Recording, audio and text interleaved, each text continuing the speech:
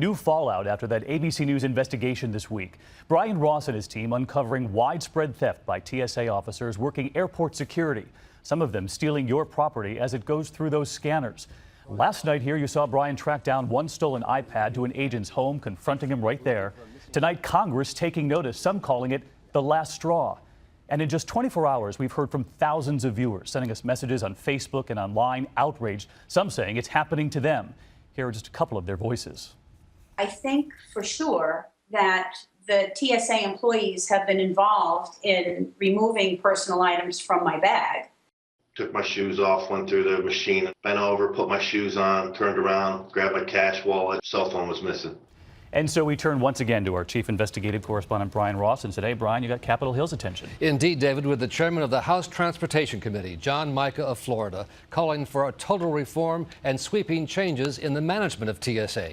And the Inspector General at Homeland Security saying the case we uncovered has now been referred to federal authorities for criminal prosecution.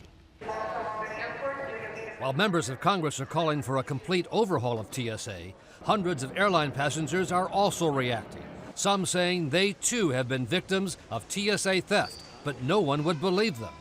Airline and TSA have been zero help, wrote a woman on Facebook, who said her laptop went missing after TSA went through her checked luggage at JFK. Talon Windwalker told us by Skype no one seemed to care that his Kindle went missing after a TSA officer allegedly took it out of his backpack at a Fort Lauderdale screening checkpoint. I'm just totally disturbed by their total lack, complete apathy.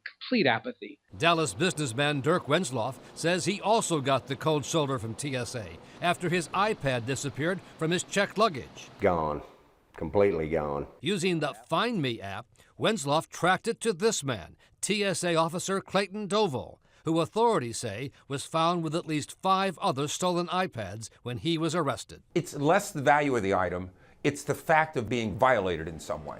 Our ABC News investigation of theft at the TSA revealed 381 TSA officers fired for stealing from passengers. A convicted TSA officer describing a culture of indifference to theft. And when people started seeing they could profit off of it, it became massive. And we saw for ourselves what happened after a TSA officer took an iPad we left behind on purpose at the Orlando airport. At 9 other airports, we got our iPads back.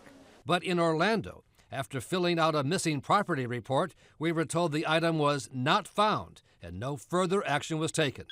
It was only when we tracked the missing iPad to the TSA officer's home that we were able to recover it, leading to the officer being fired, despite his claim his wife had taken it. My wife's, I'm so embarrassed. Your wife? My wife said she got the iPad and brought it home.